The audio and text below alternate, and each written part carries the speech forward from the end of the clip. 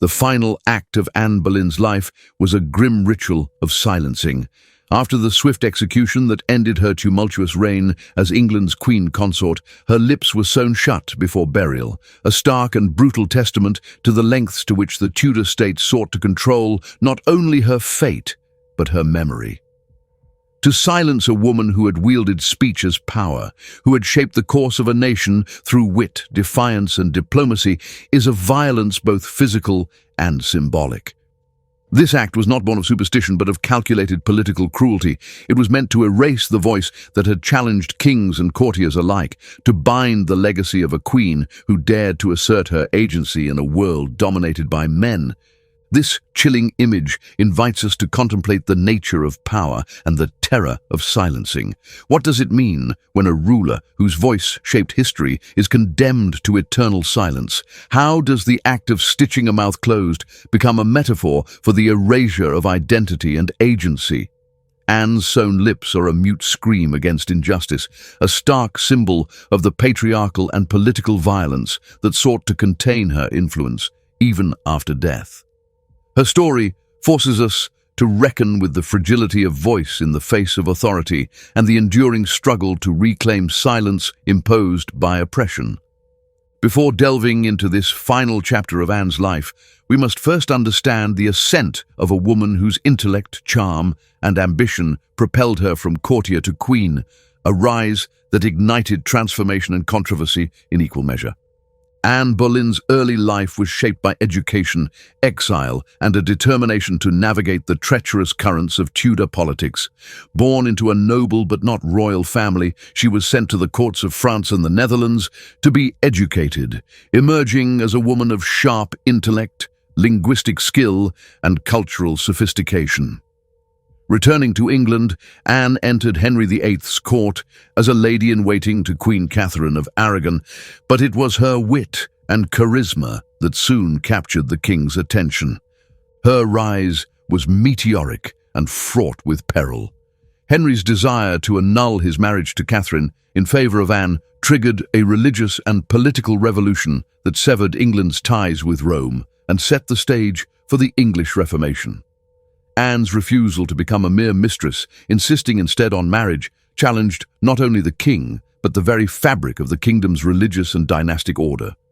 As queen, Anne wielded unprecedented influence, promoting reformist ideas and placing allies in positions of power.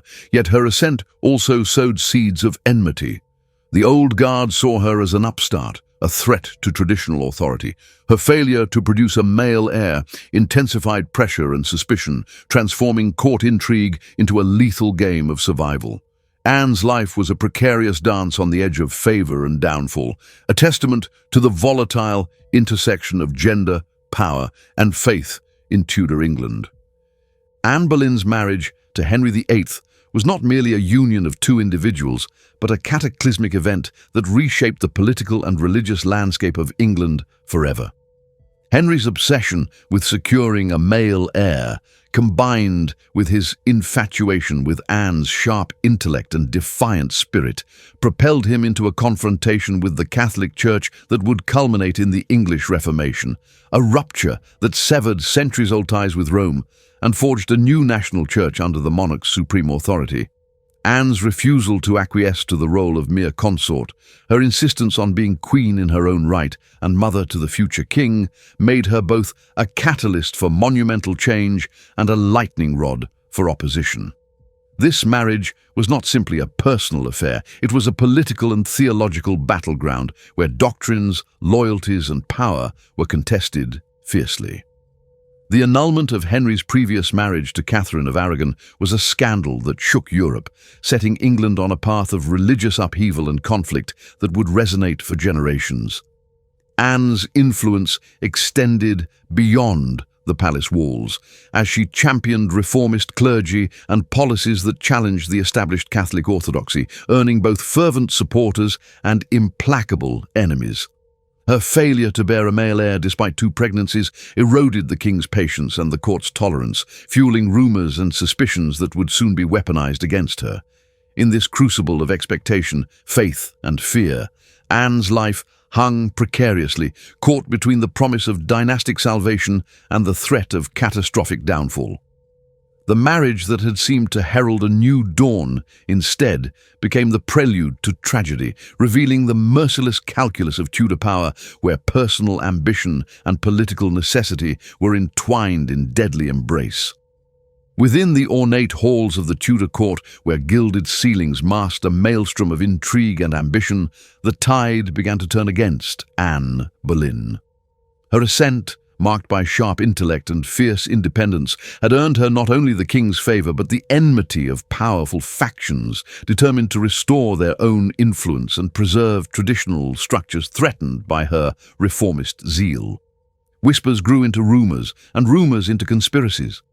The atmosphere became suffused with fear and resentment as courtiers who once bowed to her presence now plotted her downfall with cold calculation.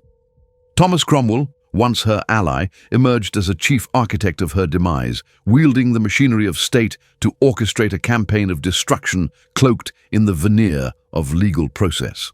His motivations were complex, a mix of political pragmatism, personal rivalry, and devotion to the king's shifting desires, but his role in mobilizing accusations against Anne was decisive. The charges, adultery, incest, treason, though lacking credible evidence, were meticulously crafted to ensure her conviction, reflecting not justice, but the ruthless politics of Tudor survival. Anne's isolation deepened as her supporters dwindled and fear spread. Even those who once admired her wavered, unwilling to risk association with a woman marked for ruin. The Queen, who had wielded power through words, now faced the silencing forces of betrayal and propaganda. Behind closed doors, the atmosphere grew darker. Plots were whispered in shadowed corridors, letters forged and witnesses coerced. Anne's downfall was not the result of a single act, but the culmination of a systemic assault designed to eradicate her influence and rewrite the narrative of her reign. In this crucible of political violence, the personal and the political were inseparable, and the stage was set for the tragic final act. The charges leveled against Anne Boleyn were as devastating as they were dubious, concocted with a cold political precision that betrayed the true nature of her downfall. Adultery, incest, and treason, the accusations struck not only at her personal honour, but at the very legitimacy of her queenship and the Tudor dynasty's future. The evidence was scant, the witnesses often coerced or unreliable, yet the machinery of justice churned inexorably, driven not by truth, but by the Crown's unyielding will to eliminate a perceived threat. This was not a fair trial, but a calculated fabrication designed to sever Anne from power and silence her influence forever.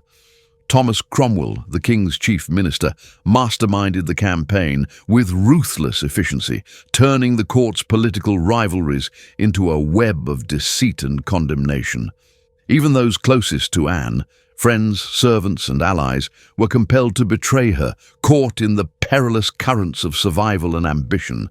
The charges served multiple purposes: to justify the execution legally, to discredit Anne morally, and to warn others of the peril of defying royal authority. They were weaponized rumors, sharpened into legal daggers that pierced not only the Queen's reputation, but the hopes of a dynasty desperate for male heirs. This chapter of Anne's story reveals the lethal intersection of power, gender, and propaganda, exposing how accusations could be crafted and deployed as instruments of political annihilation. Anne's fate was sealed not in the courtroom's pursuit of justice, but in the shadows where betrayal and fabrication thrived, turning the Queen from a figure of influence into a martyr silenced before her time. Anne Boleyn's trial was a grim spectacle, a perfunctory exercise in justice conducted under the shadow of an already sealed fate. Held in the Great Hall of the Tower of London, the proceedings brought together a jury composed largely of nobles with vested interests in the outcome, men who had every reason to condemn the Queen to curry favour with King Henry VIII. The charges were read aloud with solemnity, yet the evidence was scant and circumstantial, relying heavily on confessions extracted under duress and the testimonies of those whose loyalties had shifted as quickly as the political winds. Anne's defense was constrained by the confines of Tudor law and the impossibility of impartiality. Her eloquence and composure in the face of overwhelming adversity were noted by observers, yet these qualities did little to sway a court intent on reaffirming the king's will. The trial was less a search for truth than a public performance designed to legitimize the verdict. It stripped Anne of her dignity and agency, transforming her into a cautionary figure to be sacrificed for the preservation of monarchical authority. The jury returned a swift guilty verdict, sealing Anne's fate. The sentence of death was pronounced with legal gravity, yet it was evident that mercy was neither sought nor offered. The trial's farcical nature underscores the Tudor regime's use of law as a tool of power, where justice was subordinated to political necessity. Anne's fall from queen to condemned traitress was complete, and the final act of her tragic drama was imminent. This chapter exposes the dark interplay between law and tyranny, revealing a system where verdicts are predetermined and verdicts serve the crown's interests rather than fairness or truth. The moment the sentence was pronounced marked not only the end of Anne Boleyn's reign, but the brutal transformation of a sovereign into a condemned woman. The legal declaration was stark: death by decapitation for crimes against the crown and the sanctity of the monarchy. Yet this was more than a judicial punishment. It was a theatrical dismantling of Anne's power and persona. The once vibrant queen, who had captivated courts with her wit and will, was now reduced to a figure of disgrace, stripped of title and hope, awaiting a fate that would serve as a grim warning to all who might challenge royal authority. Preparation for Anne's execution was as much about spectacle as it was about solemnity. The palace and tower were rife with whispered rumors and tense anticipation. Courtiers shifted alliances, and the atmosphere thickened with the mingled scent of fear and inevitability. Anne herself faced the sentence with a mixture of resolve and sorrow. Accounts speak of her dignified acceptance, her prayers whispered in solitude, and her thoughts likely turning to her daughter and the precarious future that awaited her bloodline. The sentence also reflected the gendered dynamics of Tudor power.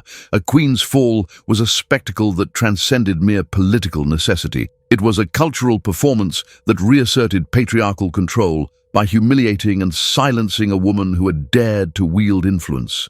The stripping away of her dignity in life was completed in death, as the state sought to rewrite her story from queen to cautionary tale.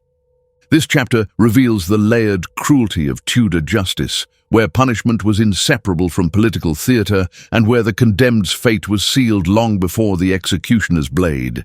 The dawn of Anne Boleyn's execution day broke under a sky heavy with anticipation and dread. The once glittering queen, now clad in a modest gown of dark hues, prepared to face the final curtain of her tragic drama. Her demeanor was marked by a quiet dignity that contrasted starkly with the chaos swirling around her. Witnesses described a woman who embraced her fate with solemn resolve, speaking words of forgiveness for those who had condemned her, embodying a grace that transcended her imminent death. The procession from the tower to the scaffold was somber and deliberate, a slow march through streets lined with courtiers and commoners alike, some jeering, others silent with sorrow. The scaffold itself, a stark wooden platform raised above the ground, bore the weight of history as Anne ascended to meet her end. Unlike many executions of the era, hers was conducted with an unusual mercy. A skilled French swordsman wielded a sharp, precise blade, severing her head in a single, swift stroke, sparing her the prolonged agony that marred many other deaths. The crowd's reaction was complex, a mixture of relief, horror, and respect. The Queen's final moments were a poignant reminder of the precariousness of power and the ultimate price exacted on those who wield it. Anne's execution was both an end and a beginning, a closure to her reign and a catalyst for the continuing tumult of Tudor politics. The act was not merely punitive, it was symbolic, an assertion of the crown's unchallenged authority and a stark warning etched into the collective memory of the nation. Anne Boleyn's death did not bring peace, but rather a haunting silence that spoke volumes. In the hours after her execution, her body was handled with a mixture of ritual care and political caution. The The decision to sew her lips shut before burial was more than a morbid custom. It was a deliberate act of silencing, a final suppression of a woman whose words had once commanded kings and courtiers alike. This macabre detail, recorded in whispers and later chronicled by observers, underscores the extent to which the Tudor state sought to erase Anne's voice, not only in life, but in death. Her burial was conducted in secrecy within the chapel of St. Peter ad Vincula, nestled in the shadowed confines of the Tower of London. No public memorial marked her grave. No royal proclamation honoured her legacy. Instead, Anne was interred quietly, an unmarked figure swallowed by stone and time.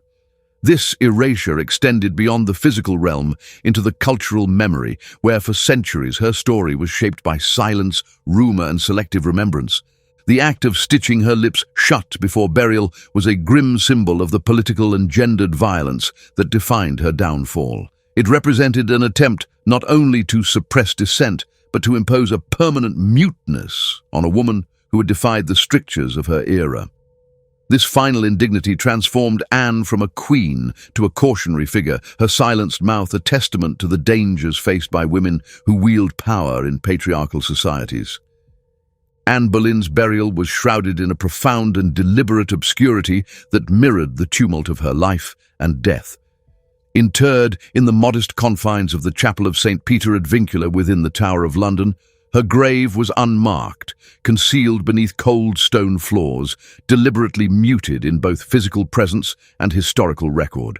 This deliberate anonymity was no mere accident of history, but a calculated act of political erasure designed to remove Anne from the public memory and rewrite the narrative of her influence and reign. The queen, who had once dazzled courts with her intelligence, charm, and indomitable will, was now reduced to an anonymous shadow, buried among the forgotten and disgraced. This act of concealment extended beyond her physical resting place. It permeated cultural consciousness, where her legacy was muffled under layers of silence, gossip, and revisionism for centuries to come. Her story, filtered through the prisms of Tudor politics and patriarchal historiography, was relegated to footnotes and cautionary tales, overshadowed by the glorified narratives of her successors and the sanitized histories that sought to preserve the monarchy's legitimacy. The absence of a tomb or monument reflected not only a denial of honor, but a denial of voice, an attempt to silence a woman whose life and death had challenged established power structures. In this erasure lies a deeper truth about how history is wielded as a tool of power, how the bodies of women, especially those who transgressed societal norms, are often hidden, forgotten, or deliberately obscured to maintain dominant narratives. Anne's unmarked grave stands as a stark reminder of the fragility of memory and the contested nature of legacy, inviting reflection on who is remembered and how, and who is consigned to the shadows of history. The sewing of Anne Boleyn's lips before her burial was not a mere macabre curiosity or a strange postmortem custom. It was a deliberate and potent act of symbolic silencing that reverberates through the centuries as a profound example of political and gendered violence. This brutal gesture transcended the physical to embody the intersection of patriarchal authority and state power, a final, visceral assertion that a woman who dared to speak, to influence, to challenge the king's will, must be muted beyond death. In the Tudor context, where the monarch's word was law, Anne's voice represented not only personal agency, but a threat to the established order, and thus the silencing was both a punishment and a warning. It encapsulates the mechanisms by which power seeks to regulate and contain female autonomy, wielding the body as a canvas upon which control is inscribed. This act of lip-stitching aligns with broader historical patterns wherein women's voices are forcibly suppressed to maintain male dominance, especially when those voices have wielded political or cultural influence. Moreover, the silencing before burial underscores the intimate relationship between gender, violence, and memory. It is not enough to remove a woman physically. Her presence must be effaced from collective consciousness, her narrative stifled. Anne's sewn lips became a mute testament to the price exacted from women who navigate and threaten the corridors of power. This chapter demands reflection on how societies have historically employed corporeal violence to enforce silence and obedience, and how such acts echo into present conversations about voice, agency, and historical representation. Anne's final silencing is a brutal reminder that the control of women's bodies and stories is central to the exercise of authority, an enduring struggle etched into the fabric of history. In the centuries following Anne Boleyn's execution and burial, her story transformed from a tale of political disgrace and silenced lips into a rich tapestry of myth, legend, and contested memory. Far from fading into obscurity, Anne's image was resurrected repeatedly, each era reshaping her narrative to reflect contemporary values and anxieties. In some retellings, she emerged as a tragic heroine, a victim of courtly betrayal and patriarchal cruelty. In others, she was cast as a scheming temptress, a femme fatale who led a king astray. This fluidity underscores the complex ways in which history and myth intermingle, where fact is often blurred by the need for stories that serve political, cultural, or moral purposes. Art, literature, and folklore became arenas where Anne's legacy was negotiated.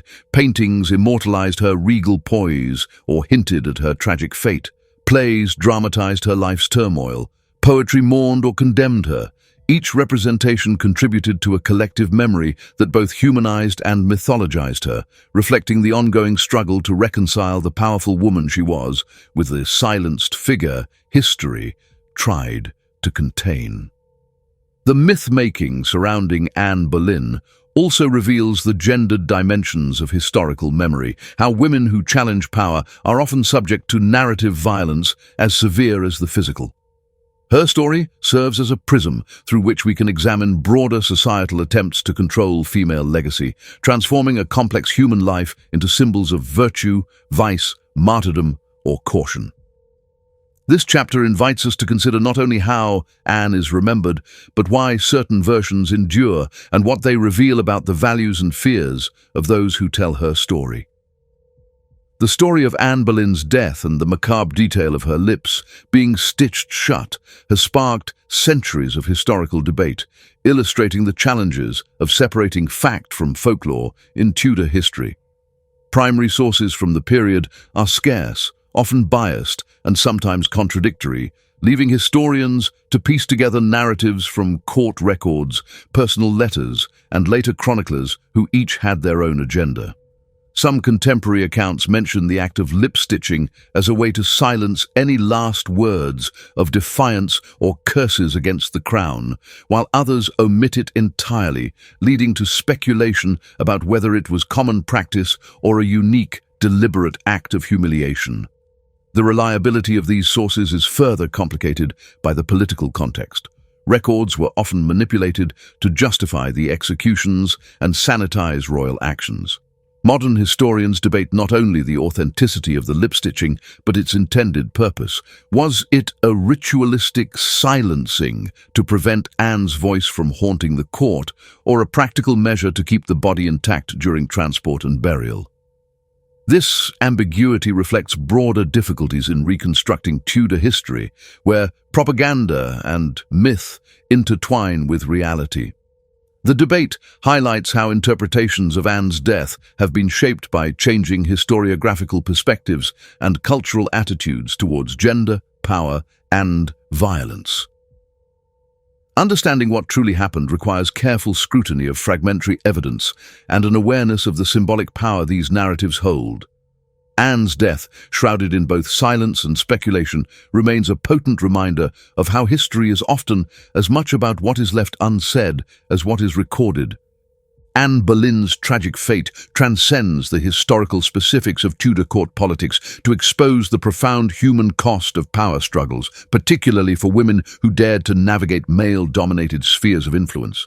Her life and death exemplify the brutal reality faced by women whose voices and bodies become battlegrounds for political control.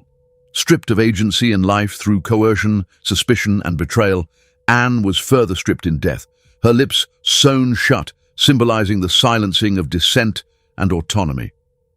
This act serves as a chilling emblem of the ways political systems enforce obedience through corporeal violence, especially when the individual defies traditional gender roles.